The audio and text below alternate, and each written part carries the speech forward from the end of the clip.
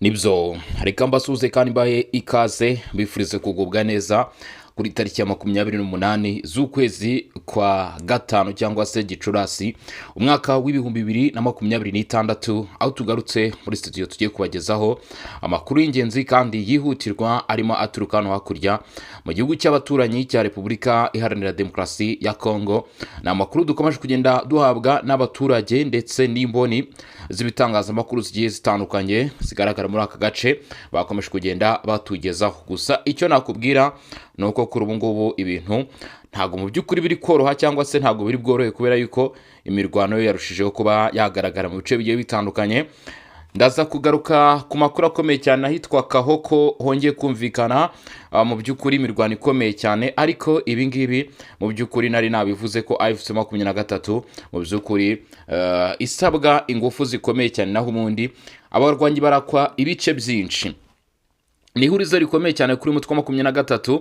Nabonye hari abavuga bati AFC 23 iraza kwerekeza mu gihugu cya Uganda nireba nabi, ariko nanone kwerekeza mu gihugu cya Uganda naho umenya bitagishobotse, kubera yuko ubu perezida Yoweri Kaguta Museveni yamaze gutanga itegeko kandi rigomba kubahirizwa 100% yuko nta murwanyi wa AFC 23 ugomba kwerekeza muri iki gihugu, ndetse n'umuturage wari wese ushaka guturuka muri Repubulika ya Demokarasi ya Kongo, ni nyuma yuko hagaragaye icyorezo cya Ebola. Gusa cyakoze uko bizagenda kose n'ubundi urugamba abarwanyi bashaka kurutsindwa, icyorezo cyamaze kudohoka. Ibyo byo ntabwo twabishingiraho kuko sino ku nshuro ya mbere baba bagiyeyo, ariko icyo ugomba kuba wamenya, ingabo z'Ubufaransa zagaragaye muri teritwari ya Masisi mu gace ka Rubaya, zigaragara kandi zishyigikiye inyeshyamba za 23 cyangwa se bari ku ruhande rw'umutwe wa 23. Ibyateje urujijo ndetse byatumye benshi bakomeza kwibaza niki cyaba kirimo kujya mbere cyangwa se niki cyaba kirimo kijya mbere hagati y'ingabo z'Ubufaransa zaba zirimo kugaragara hano muri aka gace, ndetse zikagaragara ziri kumwe na AFC 23. Ndaza kuba mbigarukaho mu karere ka Rubavu hirya ahangaha. Mu by'ukuri biravugwa ko hamaze kuba habera ibintu bidasanzwe. Intumwa z'Ubusuwisi zaje mu by'ukuri zitinya kujya mu mujyi wa Goma, berekeza hariya rwose ku ruhande rw'u Rwanda, ubundi batumizaho abahagarariye AFC 23. Baraza barababaza bati se ubundi ibijyanye no guhagarika imirwano bimeze bite cyangwa se bihagaze he?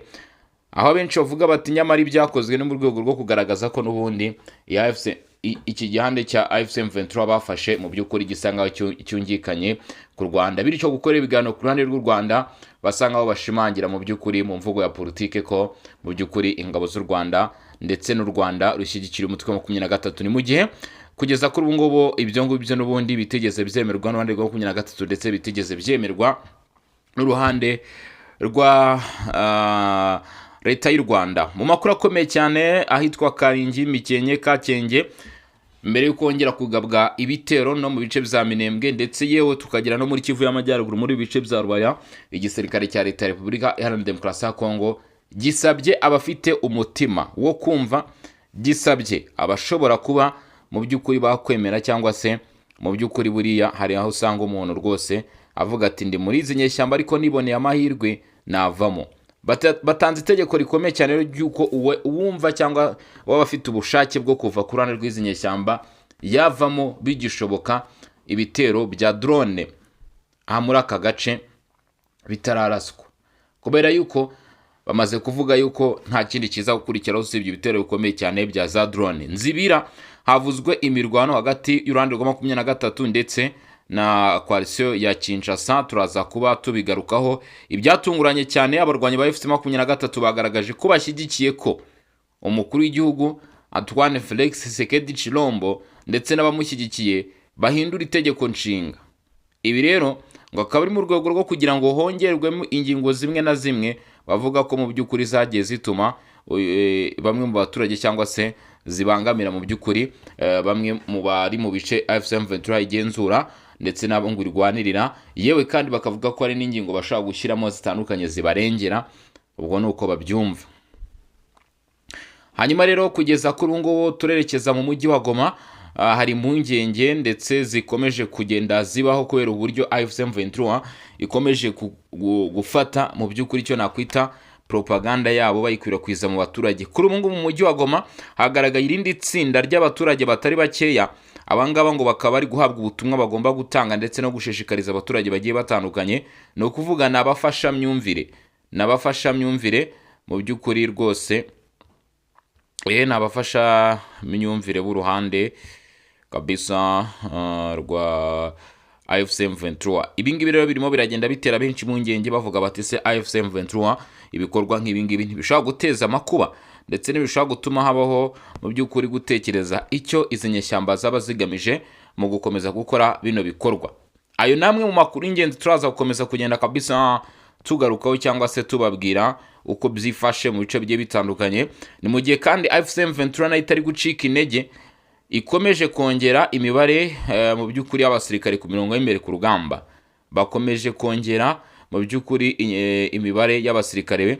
Biravuga ko bamwe nabonye batangiye kuvuga bati noneho tayari ati mu by'ukuri muri imirwano mu bitero bishya byongeye kuvugwa cyangwa se byongeye gukorwa kuri zimwe muri position za AFC za FARDC ndetse na Wazalendo, ngo hagaragayemo mu by'ukuri abarimo ingabo z'u Rwanda nk'uko byavuzwe n'abarimo General Autoproclamé Yonasi Biganosa, General Mutayomba ndetse na General Kigingi bari ku mirongo y'imbere ku rugamba hano muri ibi bice. Ubu tuvugana indi mirwano ikomeye cyane kandi muri Rucuru yongeye kumvikana kabisa hagati ya AFC M23, gusa nanone biravuga ko umutwe wa 23 we n'uruva gusenya. Mana yanjye, izi nyeshyamba muri iminsi ntago rwose bari mu bihe byabo.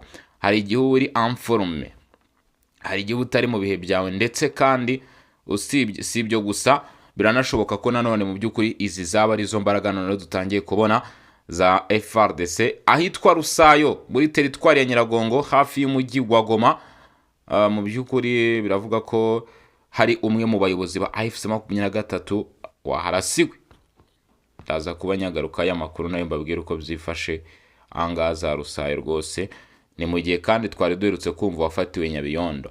Reka rero unyemerere ngushimire kuba mu by'ukuri ugeze kuri umunota udukurikiranye cyangwa se turi kurushaho kugenda tubana, ariko icy'ingenzi ugomba kuba wamenya cyangwa se ugomba kuba wasobanukirwa, wibuke gukanda subscribe, wibuke gukanda share, like, ndetse kandi nanone ntibagirwe kuba watanga ibitekerezo bya n'inyunganizi. Comment zirafunguye ku bantu bashaka ko tuganira kabisa ku makuru n'ibigendo tugenda dutanga, ariko kandi nanone ushaka kutubwira uti mu by'ukuri rwose murakoze cyane mu makuru mutugezaho.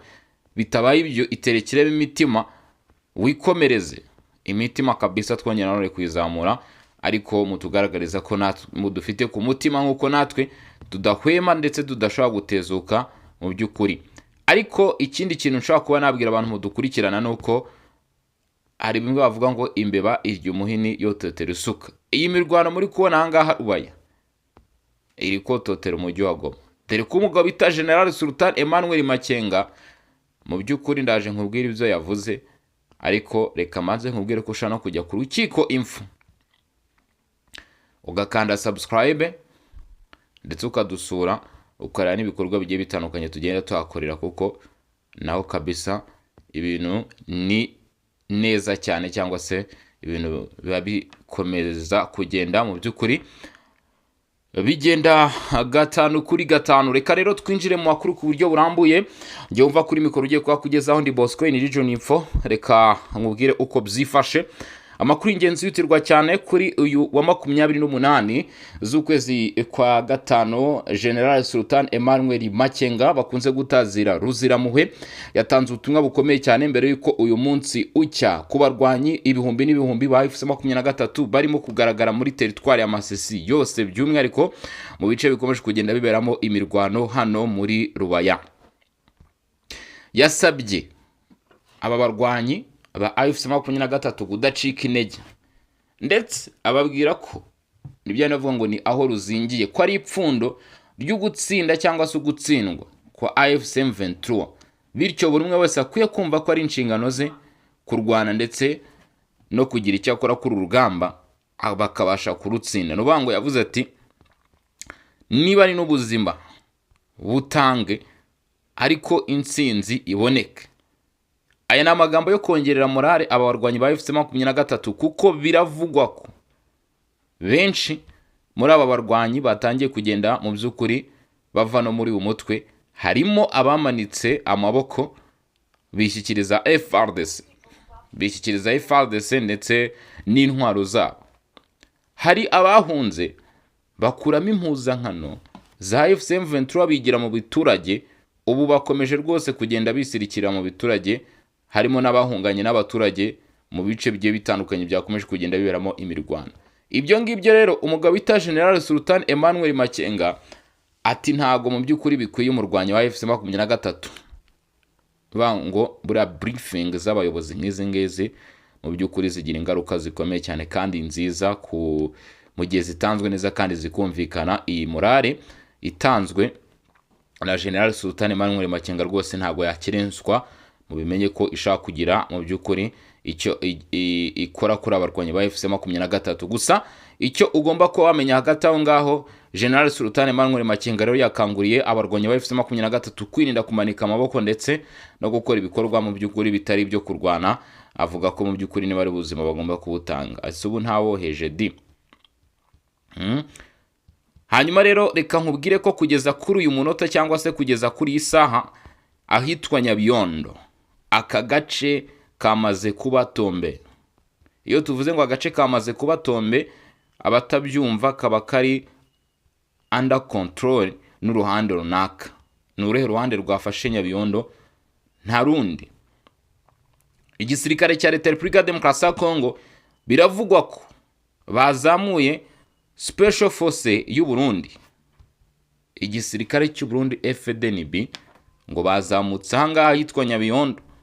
Ndetse kandi nanone mu kumara kuzamuka banyomoza amakuru akomeye cyane bavuga bati ibyo umutwe wa 23 uri kuvuga ngo bafasha abasirikare bacu kuki utabereka n'impuwe babafitiye. Urizi izi nyeshyamba zinagize amahirwe zikabafata rwose nta masaha make y'abatarabagaragaza. Ibyo ni ibintu byigaragaza rwose ku mirongo y'imbere ku rugamba. Ntabwo bishobora kubakunda nkuko mu by'ukuri kuba bavuga batya bati hari abasirikare bafashwe. Icyakoza witwa Lawrence Kanyuka nta nubwo aya makuru yigeze yemeza, ahubwo bamwe mu bari kurandwa umutwe wa 23 bakomeje kugenda bavuga amakuru yuko ngo baba bamwe muri ingabo z'u Burundi ngo zaba zafatiwe muri bino bice. Gusa ni ibintu nabonye ko mu by'ukuri u Burundi bwakanye bubitera utwatsi, uvuga yuko ayo makuru atariyo. Hanyuma rero icyo ugomba ko wamenya cyangwa se icyo ugomba ko wasobanukirwa hano nuko koko imirwano yo yarabaye ku munsi w'ejo muri aka gace. Mu kumara kuba byaraye cyangwa se umunsi w'ejo warangiye, utu duce ari sous control ku mpande zombi. M23 ifiteho igice ikomeje kuyobora, ndetse kandi nanone n'uruhande n'uruhande mu by'ukuri rwa FARDC na Wazalendo nabo hari igice barimo kuyobora. Uyu munsi mu masaha ya mu gitondo imirwano yongeye kubura. Imaze kubura rero babasha gusubiza inyuma izi nyeshyamba za 23. Babasubiza inyuma kuko batsinzwe rwose, ntago babashije gushobora guhangana n'iyi coalition ngo bayitsinde. Nta kindi kintu cyagombaga kubaho mu kumara gutsindwa, bagombaga guhunga. Biravuga ko ngo bataye intwaro bariruka, ibikoresho rwose ngo bakizwa n'amaguru bahungira muri bice bya Masisi centre. Ari nayo mpamvu kugeza kuri ubu ngubu amakuru aturuka muri ibyo bice akaba ari kutugeraho, aravuga yuko hari bice bishya bishobora gutangira kuba byamaze kwigarirwa vuba bidatinze n'abasore ba FARDC ndetse na Wazalendo. Ndetse bakavuga ko kugeza kuri ubu ngubu akawa mugani ngo imbeba irya umuhini yototera isuka. Nyuma yuko ubu tuvugana abarwanyi ba mbere ba Wazalendo bari ahantu bita Kahoko, biravuga ko mu kanya kari imbere dushaka gutangira kumva urugamba ahantu bita Masisi centre. Dukurikije uburyo Nyabiondo ifashwe, dukurikije aho izi nyeshyamba zahungiye, ndetse dukurikije n'uburyo ubu tuvugana muri amasaha avuga ko ari nimugoroba, amakuru tugera avuga ko Wazalendo ba mbere bageze ahitwa Kahoko, kilometero nkeya cyane werekeza Masisi centre. Ubwo mbwira igikurikiraho niba bari buze kugera Kahoko bagasubira inyuma, cyangwa si Masisi centre bari buze kwitesha amahirwe yo kuba bayinjiramo, kuko Masisi centre nayo ni igice gikomeye cyane. Ntabwo ari igice buri muntu wese akwiye kuba yakerensa yumve ko ari igice mu by'ukuri kidashobora kuba cyafatwa n'uruhande ngo bumve ko mu by'ukuri babyishimiye. Muri axe mu by'ukuri biravuga ko ifatwa rya Nyabyondo cyangwa se Nyabyondo mu by'ukuri ari nanone urundi rufunguzo rwo kwerekeza mu mujyi wa Goma ku ruhande rw'igisirikare cya Leta ya Repubulika ya Demokarasi ya Kongo. Buriya ikintu ugomba kuba wasobanukirwa cyangwa se wamenya ugashyira mu matwi, niba wumva ngo imirwano irimo kubera ahangaha, inzira abaturage baciyemo bahunga n'ubundi n'abasirikare nibo bari buze kuza bakurikiye, byanze bikunze niko biri buze kugenda. Niko biba biri buze kugenda. Ubwo rero niba uyu munsi tuvuga ngo abaturage barenze Kahoko bajya Masisi centre, none tukaba twumva coalition igeze Kahoko, ubwo ready tayari ngira ngo urimo urabyumva nyine nawe. Ntabwo ndibwirirwe mvuga byinshi. Aba wumva barimo guhunga niba abasirikare ibihumbi 4 baherutse kugera ku rugamba, bazanwe n'amakamyo arimo 40 agera muri 45 gutyo. Nabo urumva ko urugamba bararutsinzwe, ari ryo shingiro ryo kuba bita General Sultan Emmanuel Makenga mu mujinya n'uburakari yaramutse avuga ati muri mu biki. Ndetse ubu ngo bari gutungurwa banibaza cyane ati se umugabo bita General Autoproclamé Mutayomba koko niwe uyoboye urugamba cyangwa dufite abandi bantu duhanganye? Kugeza ubwo AFC 23 yisamye yasandaye hano muri Rubaya, itungurwa no kuba mu by'ukuri ngo yagaragaye iri kumwe n'abasirikare baherutse kubafasha. Narakubwiye nti hano ntago ngo ibikorwa M23 yikurure byo kugumisha abaturage muri Rubaya bishaka kwirengera kuba mu by'ukuri yaba ihagaritse ibi bitero bya za drone, kuko urumva ntago zishobora kurasa mu baturage keretse wenda bamenye neza position nk'abayobozi bashaka kuba barimo, nk'uko byagenze hariya haraswa abofisiye benshi cyane kuri iyi guest house yo mu Rubaya. Naho ntago bishaka kuba byabaho ibitero, ariko ntago bikuyeho ko intasi za FARDC abatanga amakuru ba Wazalendo mu Rubaya barimo. Bati rero byihutirwa ibi bikigaragara, bahise bavuga yuko ngo babonye abasirikare b'Abafaransa bari kumwe n'umutwe na bamwe mu bayobozi b'umutwe twashinzwe na 23 muri jipe ya convoy iherekejwe cyane. Ndetse biravuga ko ngo iri tsinda ry'ingabo z'Ubufaransa ari ryo ryarashe -4 za FARDC nuva radari zari ziri hano bita Kisangani Bongo Boka mu ntara ya Chopo, zerutse kuraswe ejo bundi na drone za kamikaze z'abarwanyi ba FC 23. Atabo ngabo nibo bazihagurukije. Urumva ko Ubufaransa nabwo ntabwo ari shyashya, ndetse ne yaba atari bo ni gute abasirikare babo bari kugaragara bari kumwe n'inyeshyamba kandi ibyo bikaba bitazwe. Urumva ko ni ikibazo gikomeye. Hanyuma rero amakuru yandi arimo kutugeraho kugeza kuri ubu ngumu, amakuru arimo kutugeraho aravuga ko ngo ndabona Wazalendo babishinjije u Rwanda. Bavuze ko ngo hafi ya Rubaya hari birindiro bihari. Nabwiye ko ejo bundi auto defense yari yashenwe, ariko kuri ubu ngubu nyuma yo kwabayo reprise strategique ya Wazalendo, AFC 23 yongeye kugirirwa amahirwe yo gushyiraho auto defense cyangwa auto defense ya Rubaya. Amakuru akavuga ko ngo muri ibyo birindiro ngo bakimbunda nini, ndetse ngo yewe ngo nyuma ni imbunda nini, ngo bikavuga ko ari na drone zahageze hano hafi na Rubaya. Aya makuru ngo akaba yamenyekanye kuri uyu munsi, aho bavuze ko mu by'ukuri AFC 23 irimo kwisuganya, irimo kugira iki, irimo kwisuganya. Ubwo urumva ko rero igisirikare cya leta ya Kongo nacyo kirasabwa kwitwararika no kwitonda muri urugamba, kuko isaha iyo ari yo yose nibatitonda nabo baraza kwisanga mu by'ukuri mu kangaratete. Baraza kwisanga mu kangaratete. Gusa nanone kugeza kuri ubu ngubu icyo ugomba kuba wamenya, ntabwo mu by'ukuri byoroshye. Ikosa rimwe kuri Rubaya egare M23 yose ngo iraza kuba igiye hasi. Hanyuma rero bamwe bavuga ngo ibijya gushya birashyuha.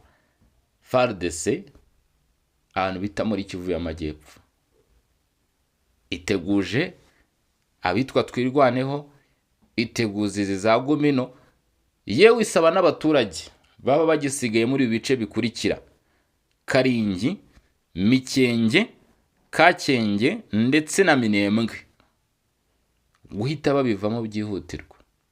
Ariko ibyo bigakorwa mu gihe twirwaneho ndetse n'abarwanyi ba FC23 bagaragara muri ibi bice banze kumanika amaboko cyangwa se bakabivamo.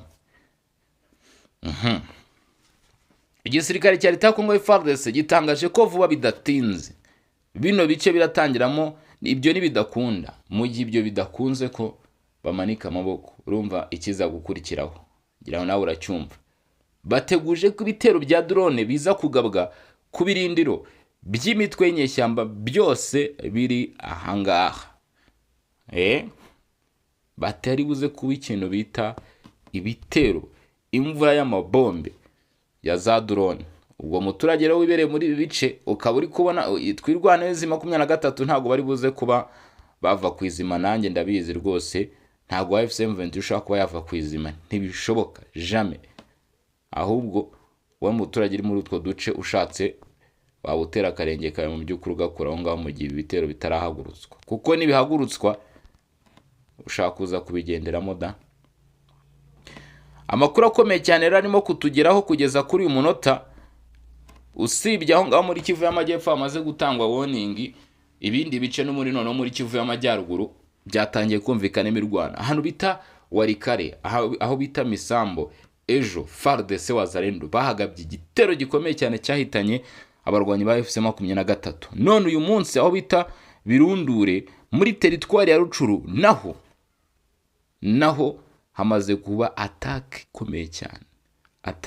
ikomeye cyane nkuko bitangazwa, ndetse bikaba bivuga ko iyi attack imize bamwe mu barwanyi ba FC23 bafatiramo ibikoresho bya AK47. Nizo mbunda cyane zikunze kwifashishwa, nimukagire ngo zirafatwa gutya, mu by'ukuri ni uko arizo zikomeje kugenda zifashishwa cyane nkuko uwo bita ngo Yonasi, General Autoproclamé Yonasi Biganose, ngo yatatse igiturage cya Birundure arakubita abarwanyi ba FC23 ingoma z'amatwi ziraziba kwera amasasu yarimo kuraswa. Muri iyi minsi Wazalendo bafite ikintu bita intwaro, bagufitiye ikintu bita intwaro mw'abantu mwe mutumva bavuga batya rwose ngo uyo General Autoproclamé Yonasi Bigonaso ngo Bigonaso yagabye igitera hangaha, ukumva abarwanyi bahunze hanga muri aka gace ka Birundure, ngugire ngo ni ibintu byo gukabya. Reka nkwerekeze aho bita Nyiragongo, ubwo turi hafi na Goma mu gace bita Rusayo. Breaking news: umuyobozi wa M23 muri aka gace bamurabyivu. Ni bande? Ni Wazalendo. Bigambye icyo gikorwa, ntago bigeze babihakana. Bavuze ko umuyobozi w'inyeshyamba zo mutwe wa 23 hano muri groupement ya Rusayo muri teritwari ya Nyiragongo hafi n'umujyi wa Goma rwose, ngo tariki 28 mu masaha y'urukererane rw'umurambo w'uyu mugabo wagaragaye muri aka gace, biyemerera rwose ko ngo mu by'ukuri ari bo bamuhitanye bamurabivu. Ubwo urumva ko mu by'ukuri hano biracyakomeje kugorana cyangwa se biracyakomeje kuba ingorabahizi. Biracyakomeje kuba ingorabahizi. Gusa icyo ugomba kuba wasobanukirwa cyangwa se icyo ugomba kuba wamenya kiriho kugeza kuri izi saha cyangwa se kugeza kuri uyu munota, hakomeje kugenda humvikana n'indi mirwano mu duce tugiye dutandukanye twa muri teritwari ya Masisi. Ariko murabizi ko amakuru mu by'ukuri tugenda tuyabakurikirana cyangwa se tureba uko biba byifashe, tureba uko biba bihagaze kugeza kuri uyu munota cyangwa se kugeza amagingo aya ngaya. Rero reka nkwinjize mu makuru akomeye cyane ku bijyanye na politike ndetse na diplomasi birimo kuba byatangazwa kugeza kuri uyu munota cyangwa se kugeza kuri izi saha, aho bita hehe, aho bita mu mujyi wa Rubavu. Biravuga ko ateraniye intumwa za AFC 23 ndetse n'abaturutse mu Busuwisi barimo kuganira, aho mu by'ukuri uyu mutwe wa 23 ugeze ku bijyanye n'ishyirwa mu bikorwa byo guhagarika imirwano nk'uko byagarutsweho. Ibitangazamakuru bigiye bitandukanye birimo RFA France babigarutseho rwose, ndetse bavuga ko ibijyanye no guhagarika imirwano mu by'ukuri biri kugaruka, ariko nta muntu utazi neza ko imirwano irimo kuba, nta muntu ngira ngo utabizi kereka ushatse kubyirengagiza. Gusa Ubusuwisi noneho bwamaze kwinjira muri gahunda ikomeye cyane, kuko izi ntumwa ziturutse muri Switzerland, ni abashinzwe n'abadiplomate baturutse ku ruhande rw'Ubusuwisi, utagira ngo ni ahandi mu bindi bice baturutse. Bivuze ngo Ubusuwisi nabwo burashaka gufata iya mbere mu kwinjira mu gukemura ibibazo by'amakimbirane akomeje kugenda yumvikana hano muri Repubulika Iharanira Demokarasi ya Kongo. Iyi Repubulika ya Demokarasi ya Kongo nta muntu udashaka kuryaho rwose. Urumva ko Ubusuwisi nabwo buravuga bati ntabwo twakwitesha aya mahirwe. Amatangazo ariko yaracyakomeje gutangwa muri Kivu y'Amajyepfo basaba twirwana na AFC 23 kumanika intwaro. Iki kintu cyumve, utagira ngo ni ibintu rwose birimo sikamu cyangwa se byo kubeshya. Ni ibintu bikomeje kwenda bivuga, ndetse na Red Tabara ntabwo yasigaye bavuga bati mumanike intwaro. Ubwo rero ikiza gukurikiraho ni ibitero bikomeye cyane n'ibitaza gukunda. Ubwo urumva ko baba bategujwe kabisa, bamaze kuba bateguzwa byanze bikunze. Rero njyewe reka mu by'ukuri aya makuru nyasubikira ahangaha, nkuteguza n'andi makuru akomeye cyane tuza kugarukaho kuri Mikonari Bosco. Iyi akaba ari Region Info, aho tubana umunsi ku wundi mu biganiro n'amakuru bitandukanye tugenda tubagezaho. Mugire ibihe byiza, mukomeze kuryoherwa. Turaza gusubira mu masaha ari imbere rero mw'abantu mwe, tureba n'ibindi biraba bigezweho. Jye nari Bosco koko, iyi ni Region Info. Ciao hasta la vista.